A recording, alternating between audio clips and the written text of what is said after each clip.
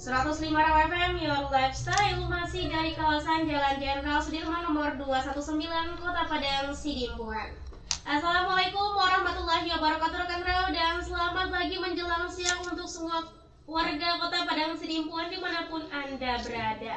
Gak kerasa ya, kita udah sampai di bulan September. Ini edisi 1 September 2023. Di hari Jumat seperti biasa ya, kita ada program talk show bersama Obsesi obrolan seputar sakofa Islam, dan di hadapan Icis sudah ada Ustazah Ummu Nailiyah yang akan memberikan pemaparannya tentang tema kita hari ini, yakni terkait strategi setan menghasut dan menjerumuskan manusia.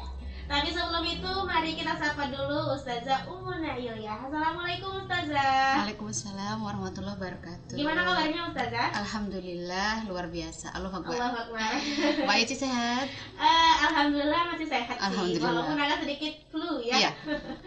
Baiklah, kalau begitu kepada Ustazah Ummu Nailiyah dipersilahkan untuk menyampaikan pemaparannya tentang tema kita hari ini, strategi setan menghasut dan menjerumuskan manusia. Agak sedikit menyeramkan ya temanya. Iya. Persetanan gitu ya.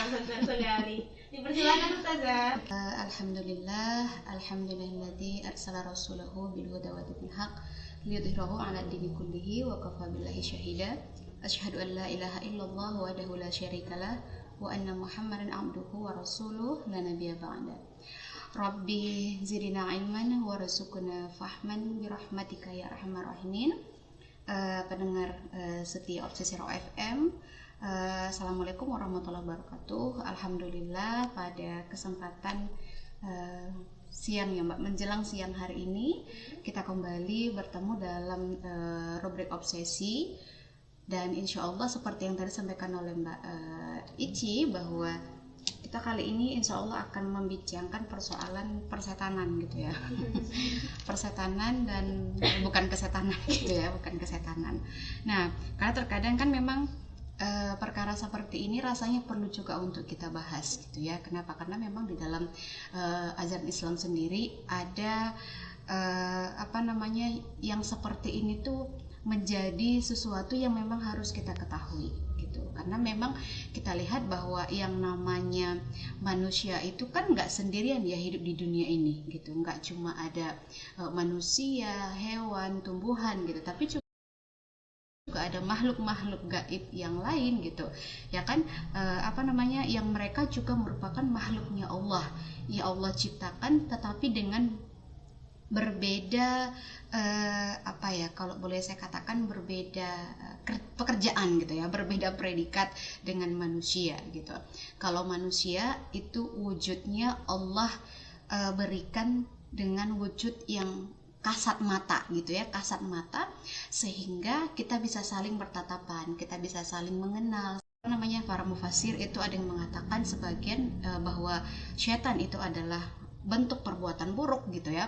Ada juga yang mengatakan bahwa itu syaitan ini adalah tadi bagian dari makhluk-makhluk yang disebut sebagai makhluk, apakah itu tadi iblis gitu ya, ataupun jin, yang mereka itu memang kebiasaannya, bukan kebiasaan tapi memang tabiatnya gitu ya, tabiat ataupun sifatnya itu bertolak belakang dari sifatnya orang-orang yang beriman gitu. Tapi nanti kita lihat bahwa kalau kita nanti perangai setan ini lebih konsisten dengan manusia gitu ya kan. Nah, kenapa seperti itu? Oke, baik, insya Allah kita akan bahas ya satu persatu gitu. Nah, setan itu ya, ketika kita ingat bagaimana peristiwa Allah Subhanahu wa taala menciptakan manusia ya, yaitu manusia pertama yaitu Nabi Adam alaihi salam.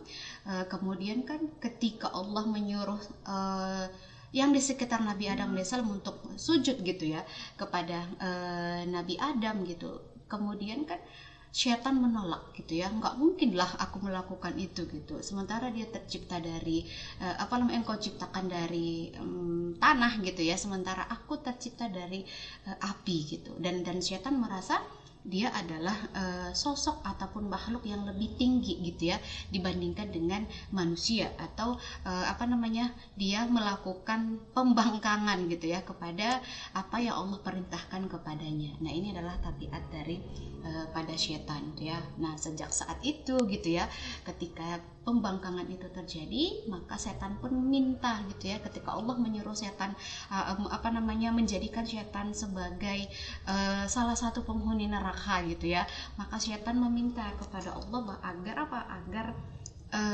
mereka diberikan tangguh ya kan hingga hari kiamat, dan agar mereka diberikan peluang gitu ya untuk menghasut tadi ya, ataupun menggoda serta menyesatkan yang nantinya akan menjerumuskan gitu ya manusia ke dalam perangkap setan seperti itu. Nah, nanti kita kalau kita bahas lebih dalam lagi gitu ya, bahwa sebenarnya kan tadi kalau kita ambil kata kunci bahwa setan ini adalah perbuatan buruk gitu ya, atau sikap-sikap buruk yang itu adalah melanggar perintah Allah, maka nanti kita akan lihat gitu ya di kehidupan sehari kita sebagai kaum muslimin gitu, sebagai manusia, kita akan lihat nanti beberapa tabiat-tabiat setan yang ternyata hari ini tuh kita lihat banyak bergentayangan gitu ya. Jadi bukan hanya setan yang bergentayangan, makhluknya gitu ya, dari sisi makhluknya, tapi perbuatannya banyak bergentayangan gitu. Nah, seperti itu. Nah, mungkin kita mulai dari salah satu ya, firman Allah dalam Quran surah Al-A'raf ayat 16. Di sana Allah berfirman, a'udzubillahi minasyaitonirrajim, tsumma la'atiyannahum min baini aydihim wa min khalfihim wa an aymanihim, menghalangi mereka dari jalanmu yang lurus. Kemudian pasti aku akan mendatangi mereka dari depan, dari belakang, dari kanan, dan dari kiri mereka. Dan engkau tidak akan mendapati kebanyakan mereka bersyukur. Jadi ketika Allah menetapkan bahwa mereka akan menjadi makhluk yang nantinya menjadi penghuni neraka, maka syaitan bersumpah gitu ya kepada Allah bahwa engkau tidak akan mendapati hamba-hambamu itu, yakni manusia tadi kan yang disuruh kepada tunduk kepada Adam, itu dikatakan oleh syaitan, engkau akan mendapati makhlukmu itu, yaitu manusia itu, kebanyakan dari mereka nantinya tidak akan bersyukur. Dan mereka mengatakan bahwa mereka bersumpah kepada Allah bahwa mereka akan menggoda manusia dari depan, dari belakang gitu ya, dari kanan dan dari kiri. Jadi kalau kita melihat dari ini bahwa memang syaitan itu tidak melepaskan gitu ya manusia itu dari segala arah, dan mereka akan menggoda kita dari segala sisi gitu ya kan, sampai betul-betul mereka berhasil atau mereka kalah gitu ya, berhasil atau mereka kalah. Maka dalam salah satu hadis kan Rasulullah SAW juga pernah berpesan gitu ya, bahwa manusia itu dalam diri manusia itu hanya akan ada satu penghambaan pada dirinya, tidak akan pernah bisa dua gitu ya kan, menghamba kepada Allah atau menghamba kepada nafsu syaitan gitu. Jadi kalau misalnya kita nggak menghambakan diri kepada Allah, maka pilihannya yang kedua, menghambakan diri kepada syaitan, seperti itu ya kan. Nah, maka Ibnu Abbas radhiyallahu anhu juga pernah menyebutkan gitu ya, untuk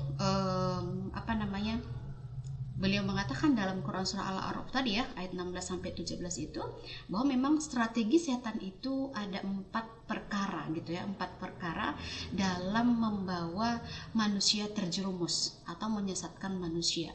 Yang pertama, setan akan menanamkan keraguan tentang kehidupan akhirat. Kemudian yang kedua, setan itu akan menumbuhkan rasa terlalu cinta terhadap dunia. Selanjutnya yang ketiga, setan itu akan menanamkan keraguan terhadap syariah. Dan yang keempat, setan akan merangsang manusia untuk berbuat maksiat. Jadi ini 4 strategi setan.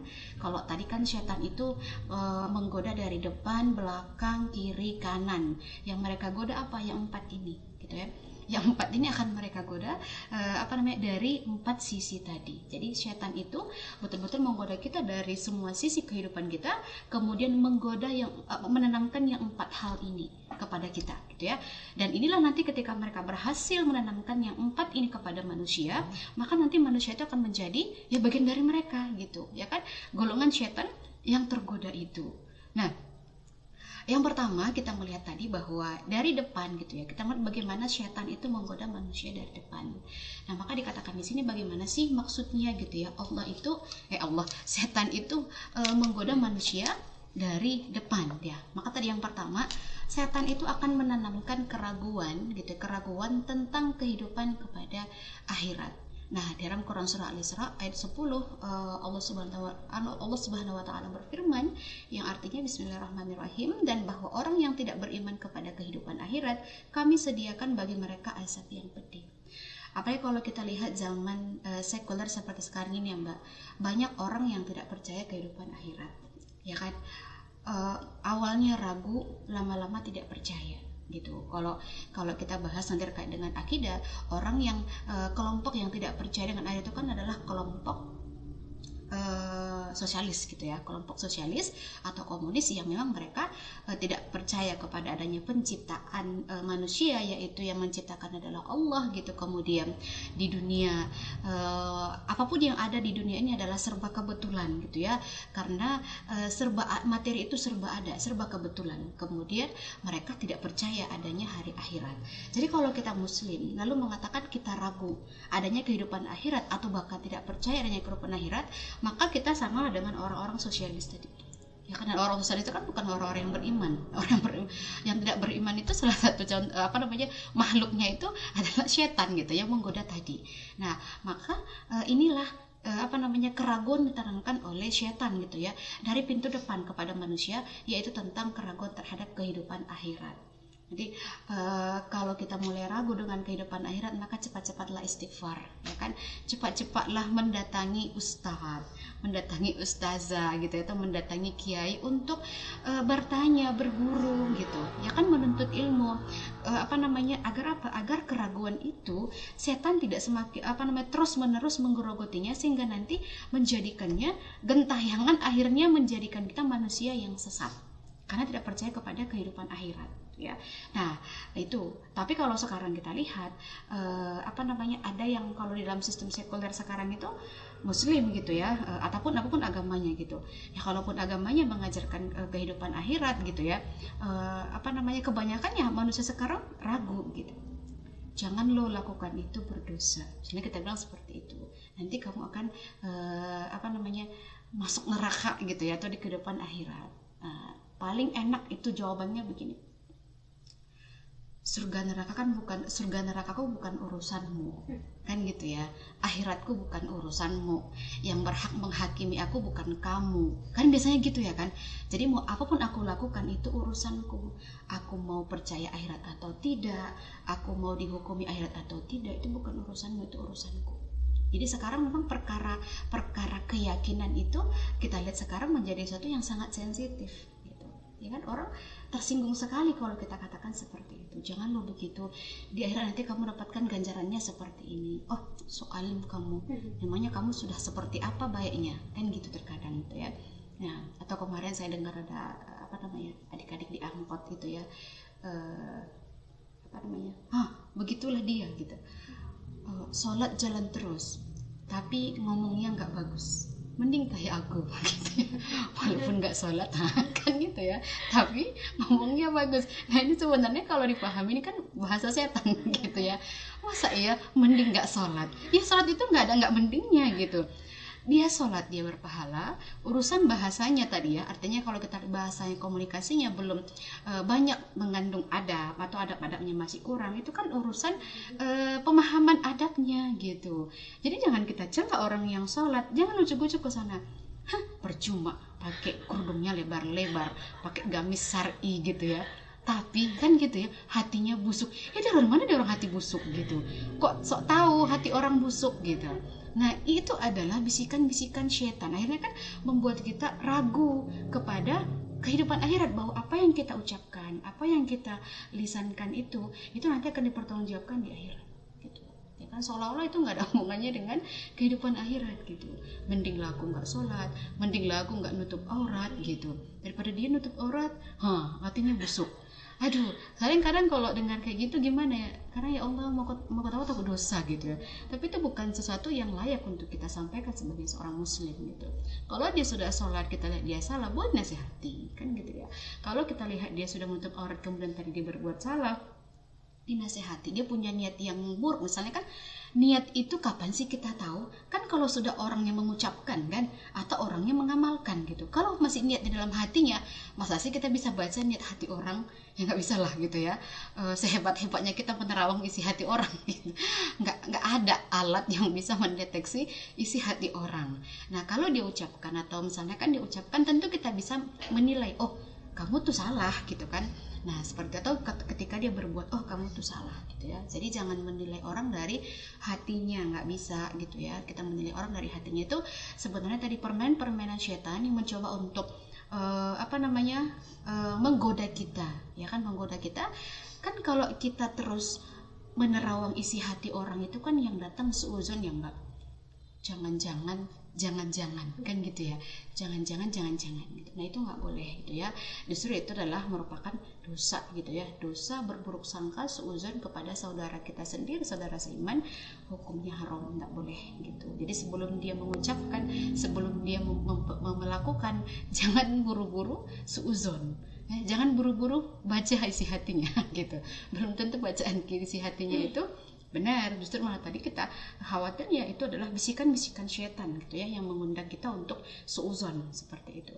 Nah kemudian dalam Quran surah An-Naml gitu ayat 4, di sana juga Allah berfirman yang artinya Bismillahirrahmanirrahim, sesungguhnya yang orang-orang yang tidak beriman kepada akhirat kami jadikan terasa indah bagi mereka perbuatan-perbuatan mereka yang buruk sehingga mereka bergelimang dalam kesesatan. Orang yang misalnya kan pernah dengar istilah istidraj gitu ya, istidraj ketika dia merasa nikmat atau merasa tidak masalah dengan dosa-dosa yang ia lakukan, itu sebenarnya kan Allah sudah cabut gitu ya rasa takutnya kepada kehidupan hari penghisaban, sehingga apapun kelakuan yang ia lakukan yang tadinya melanggar hukum Allah ya kan, ini membuat dia merasa tidak berdosa dan tidak merasa bersalah melakukannya. Mencuri kan gitu ya, berzina misalnya, atau selingkuh, korupsi seperti itu ya, menzolimi, membuli, tipu-tipu seperti itu, curang dan sebagainya. Nah berbohong gitu ya, ini adalah contoh-contoh perbuatan tadi yang dihasut oleh setan, yang membuat manusianya itu akhirnya nyaman dengan perbuatan dosanya. Kenapa? Karena memang Allah cabut gitu ya nikmat untuk menyesal melakukan. Kalau kita merasa kita bersalah melakukan dosa, kemudian kita menyesal, itu kan nikmat iman ya mbak.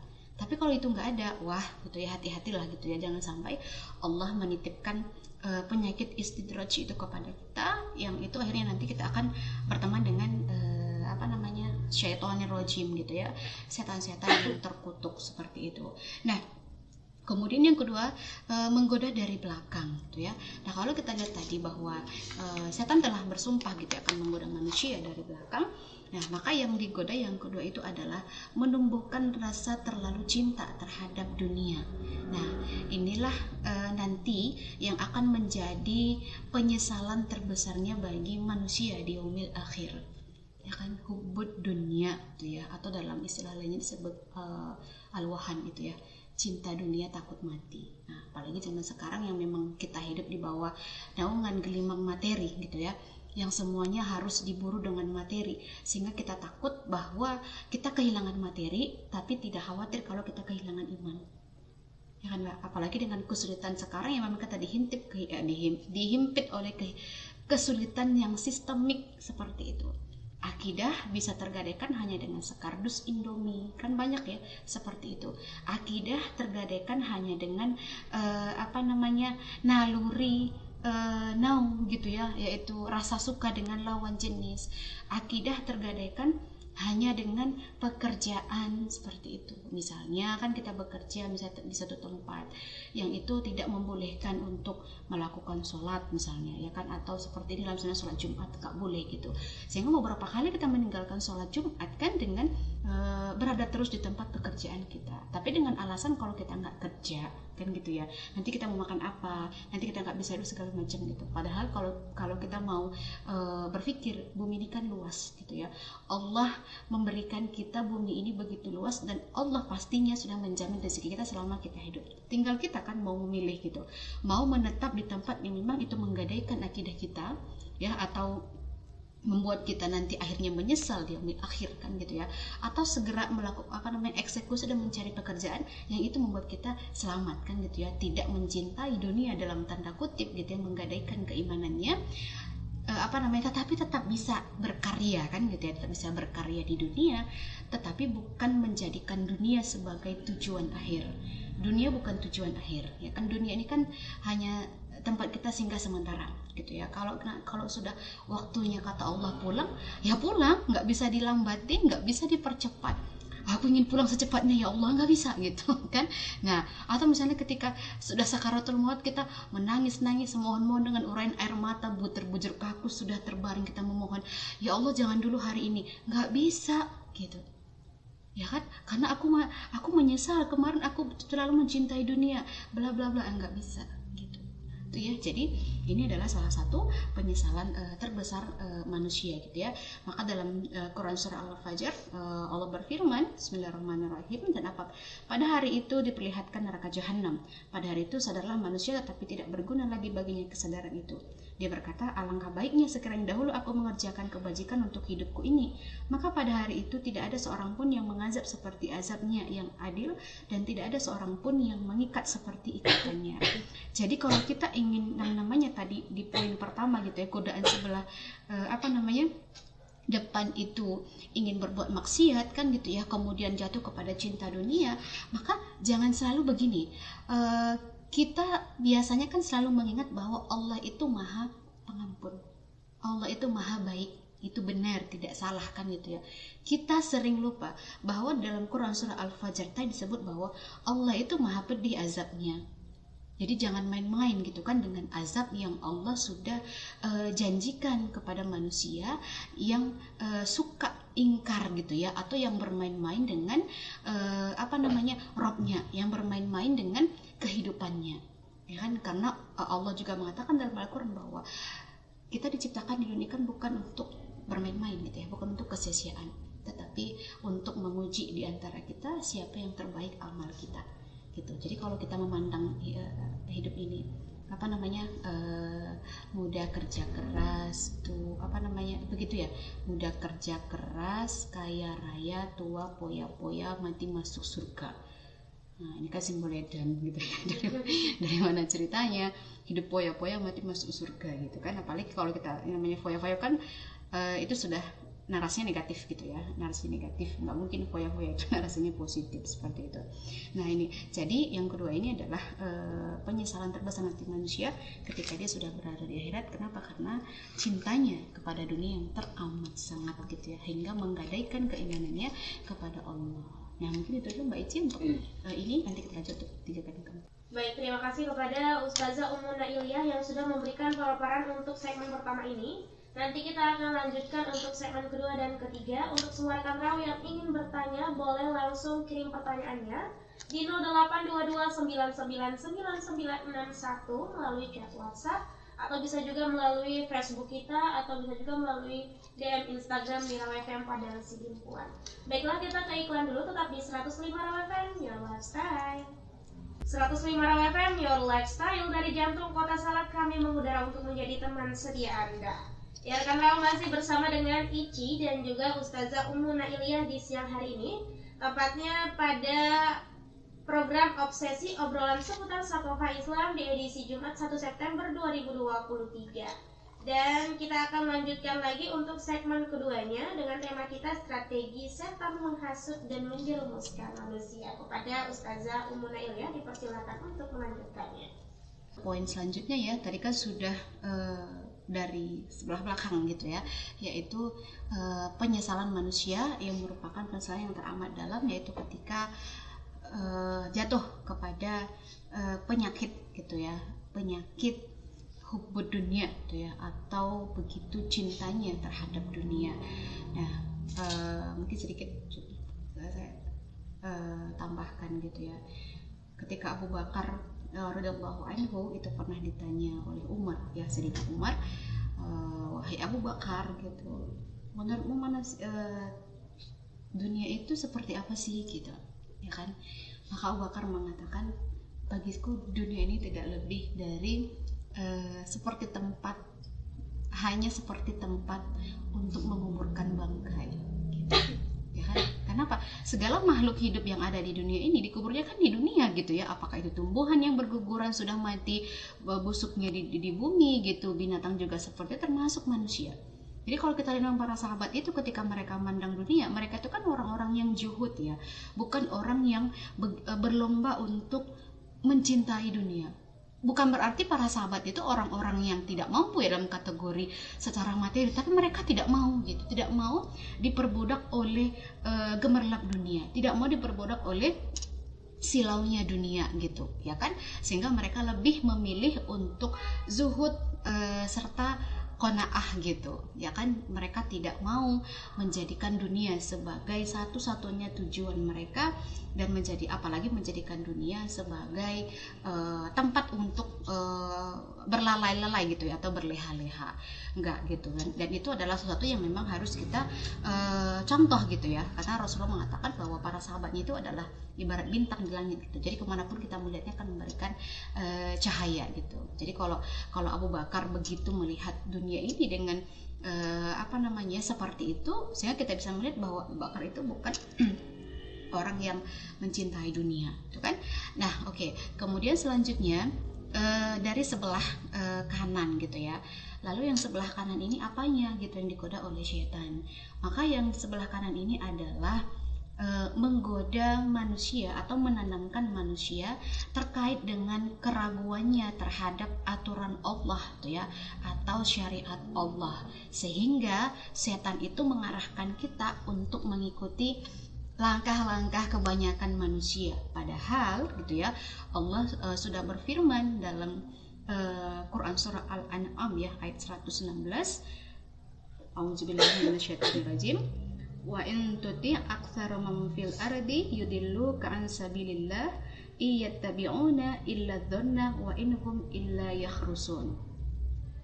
Dan jika kamu mengikuti kebanyakan orang di bumi ini, niscaya mereka akan menyesatkanmu dari jalan Allah. Yang mereka ikuti hanya persangkaan belaka, dan mereka hanyalah membuat kebohongan. Jadi kalau kita mengikuti kebanyakan manusia, Allah sudah menjamin bahwa kebanyakan manusia itu dikatakan akan menyesatkan kita. Jadi standarnya itu bukan kebanyakan manusia, kan gitu ya. Kalaupun manusia banyak berbuat suatu perbuatan, belum tentu itu benar. Karena standarnya tadi bukan jumlah yang banyak, tetapi standarnya adalah hukum Allah gitu. Jadi kalau kita lihat, kita juga sekarang kan hidup di sistem seperti itu gitu ya. Apalagi kita lihat dengan kita hidup di sistem, kalau boleh saya katakan, mungkin orang akan merasa kalau kok seperti itu gitu ya. Tapi memang realitanya seperti itu. Kita hidup di sistem yang kita itu diarahkan untuk mengikuti suara mayoritas gitu. Yang itu sebenarnya adalah sistem kuno, sistemnya orang Yunani dulu gitu ya, yang belum mengenal Islam, belum tersentuh oleh Islam. Kemudian mereka membuat kesepakatan hukum dengan suara mayoritas. Lalu mereka mengatakan kalau suara mayoritas itu adalah suara Tuhan. Kan begitu ya. Nah, atau dengan istilah sistem pemerintahnya itu adalah demokrasi. Maka kalau kita lihat, mengikut suara mayoritas itu dalam Islam itu belum tentu suatu kebenaran. Makanya sebenarnya tidak ada perintah kepada kita untuk mengikuti kebanyakan manusia.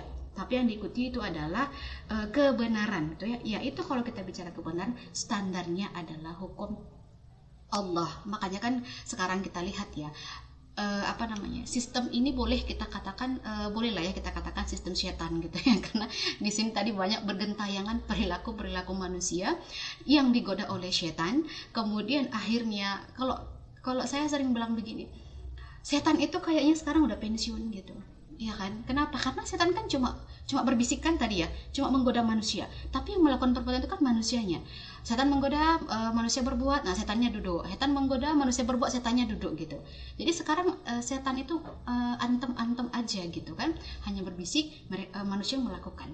Nah, ditambah lagi dengan sistem setan sekarang yang memang yang kedua, 1, 2 sampai yang ketiga ini juga mendukung gitu, membuat kita umat Islam itu kan ragu kepada syariat Allah.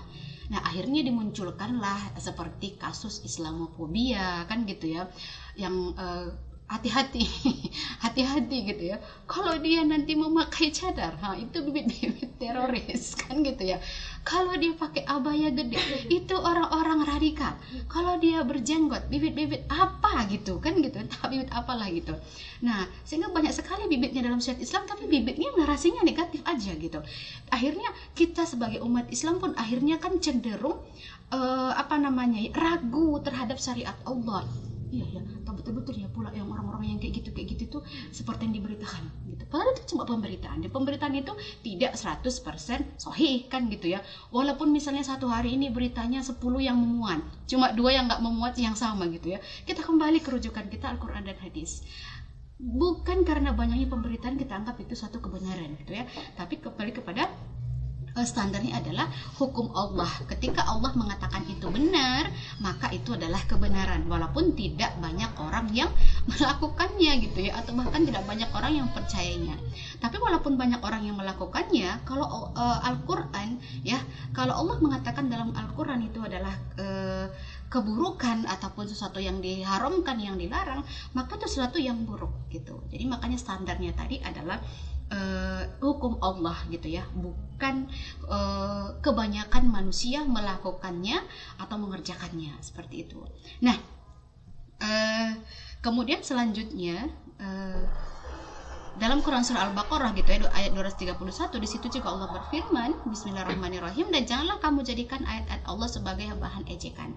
Ingatlah nikmat Allah kepada kamu dan apa yang diturunkan Allah kepada kamu, yaitu Al-Quran dan hikmah, yaitu sunnah, dan untuk memberi pengajaran kepada kamu, dan bertakwalah kepada Allah, ketahuilah bahwa Allah Maha mengetahui segala sesuatu. Ya, apalagi dengan di sini ada kalimat menjadikan ayat-ayat Allah sebagai bahan ejekan, ya. Nah, tadi sebenarnya dengan kita mengatakan apalagi ada lagi yang begini gitu kan. Itulah, tengoklah si Anu udah haji tapi begitu. Nah, itu kan ejekan namanya ya. Haji ya itu hukum Allah yang lain gitu. Jangan diejek hajinya dong gitu, tapi perbuatannya gitu. Nah, sama dengan tadi ya, sholatnya gitu, kemudian juga menutup auratnya, itu nggak perlu diejek.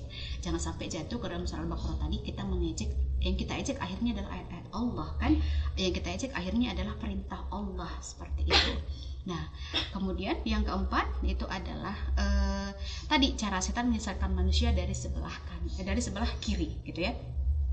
Nah, jadi kalau yang tadi dikatakan yang sebelah kiri itu adalah merangsang manusia untuk berbuat maksiat ya. Jadi semuanya kan saling berkaitan gitu ya.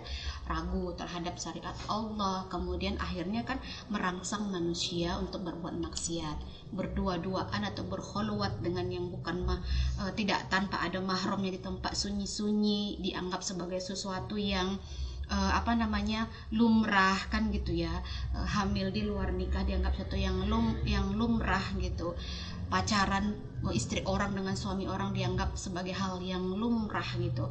Nah, ini sebenarnya adalah cara setan tadi ya, untuk menyesatkan atau menjerumuskan manusia. Kalau kita nyaman dengan perbuatan-perbuatan ini tadi, maka nyatalah kita sudah menjadi korbannya bisikan setan. Tapi ingat, setan tidak akan mau besok kita panggil sebagai sosok yang kita minta pertanggungjawaban. Hei setan, gara-gara engkau dulu di dunia aku terjerumus.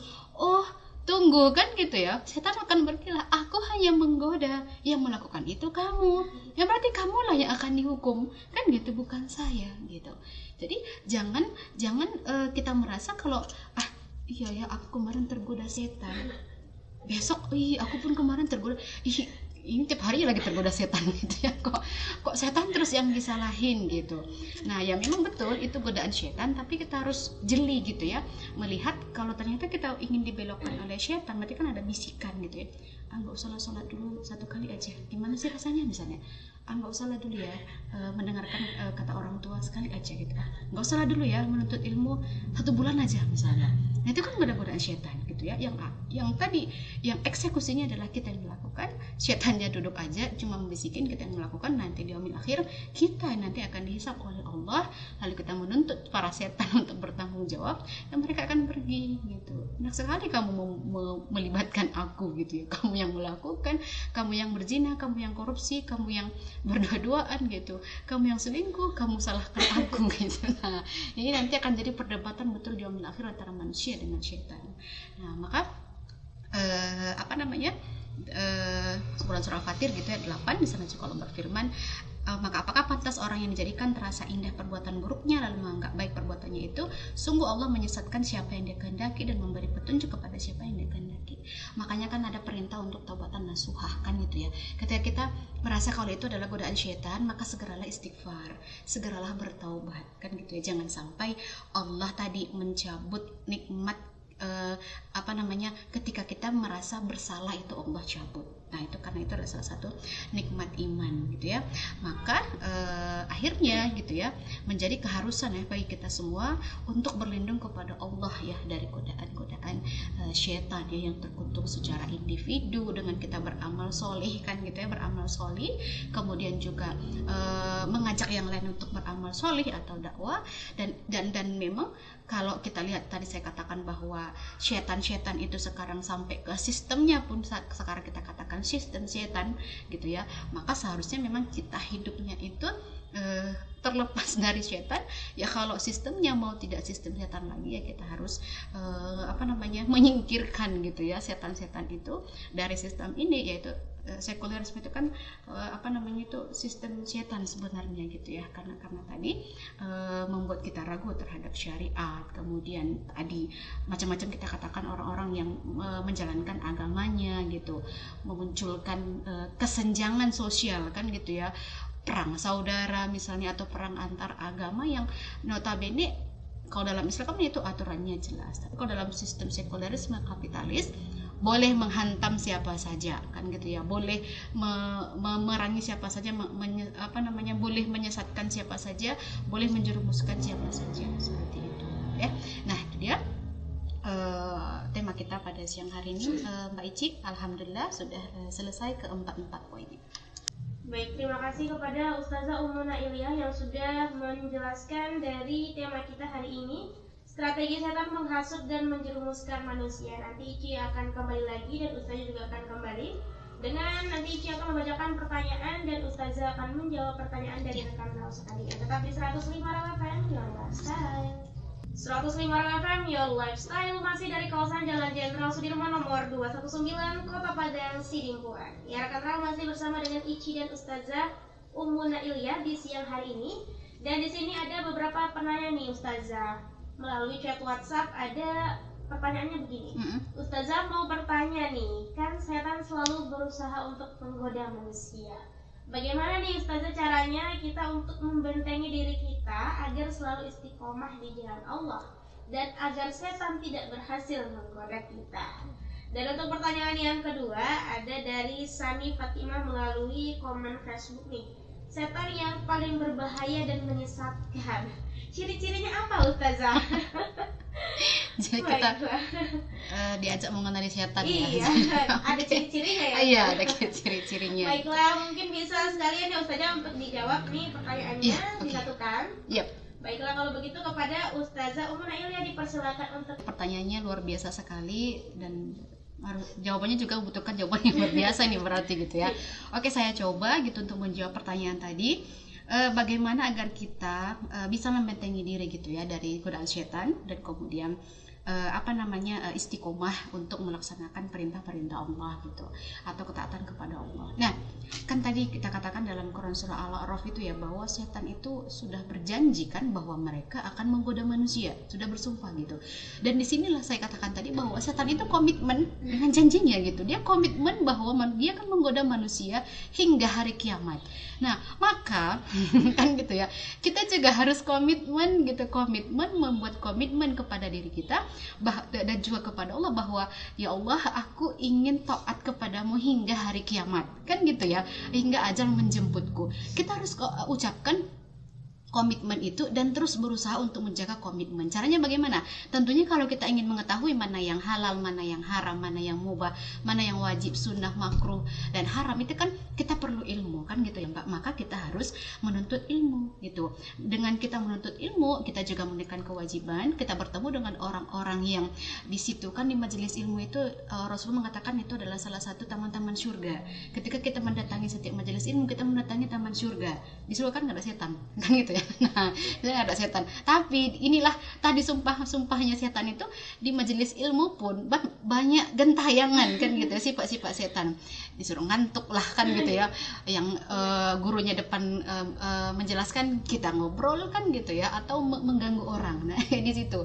Nah, tapi apapun yang kita lakukan, upaya kita untuk istiqomah di jalan Allah, individu ya, cara individu kita untuk individu kita, maka tadi kita berusaha untuk mencari apa yang Allah halalkan, yang Allah haramkan, yaitu menuntut ilmu, dan kita juga mengajak yang lain. Karena kalau kita bicara tadi godaan syaitan skala sampai ke sistemik, tentu kita nggak bisa sendiri kan gitu ya untuk menghentikan perbuatan-perbuatan syaitan manusia yang lainnya gitu.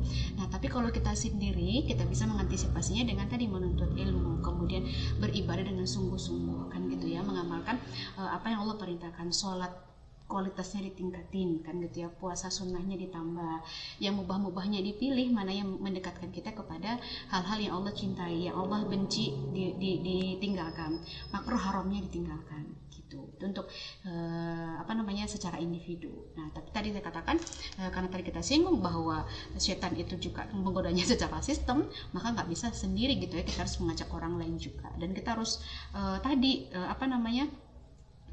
seharusnya gitu ya, kita harus melaksanakan perintah Allah itu bukan hanya skala individu gitu agar setan-setannya cicing gitu ya, tapi sampai kepada skala negara seperti itu. Nah, kemudian apa gitu ya ciri-ciri setan yang paling berbahaya?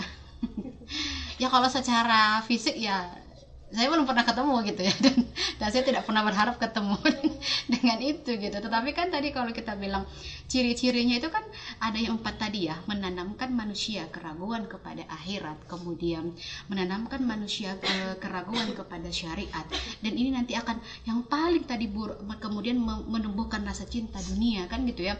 Maka yang paling buruk itu adalah sampai membawa manusia akhirnya tidak beriman lagi kepada Allah, baik lisannya, hatinya, dan juga perbuatannya, atau dalam bahasa itu murtad kan gitu ya, murtad ataupun kufur, baik kufur secara syariah maupun kufur secara akidah.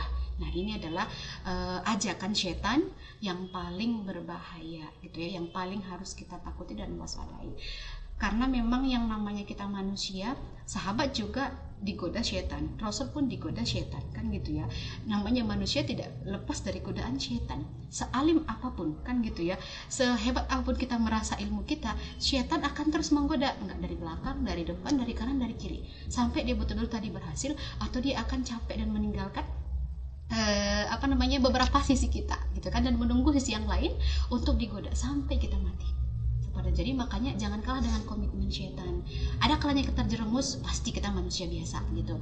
Maka cepat-cepatlah beristighfar, kemudian bertaubat ya. Dan teman-teman kita juga harus kita ganti, misalnya kalau teman-temannya suka hingar-bingar tadi foya-foya, diingetin kalau nggak bisa, daripada kita terjerumus, maka kita harus mengganti juga kan lingkungan tempat teman kita, cari teman yang membawa kita kepada kebaikan, dan meminimalisir godaan-godaan syaitan seperti itu. Karena kalau totalitas kita tidak digoda syaitan, itu sesuatu yang tidak mungkin gitu ya ketika kita di dunia, karena itu sudah sumpahnya setan dan dia komitmen sampai hari kiamat gitu. Nah, itu Mbak Ici. Baik, terima kasih untuk jawabannya. Mudah-mudahan ya untuk penanya tadi dapat mengerti ya, bahwasanya memang kita tuh tidak bisa 100% saja untuk menyangkal. Betul, karena sudah sumpahnya gitu ya. Sumpahnya dan komitmen. Iya, betul. Nah, kita juga harusnya sebagai manusia juga harus komitmen beriman kan gitu ya, benar-benar. Iya, benar sekali. Baiklah kalau begitu, terima kasih kepada Ustazah Ummu Nailia atas kesempatan dan waktunya di pagi menjelang siang hari ini. Udah siang ya. Iya, udah siang ya. Baiklah kalau begitu, terima kasih juga untuk semua rekan Rau yang sudah antusias untuk mendengarkan obrolan seputar Sakofa Islam di edisi Jumat 1 September 2023. Mudah-mudahan bulan September ini banyak memberikan warna baru ya. Benar. Untuk hidup kita. Amin, Mudah-mudahan Allahumma lebih baik amin. ke depannya. Baiklah, kalau begitu akhir kata dari Ici dan juga Ustazah Umu Nailia. Wassalamualaikum warahmatullahi wabarakatuh.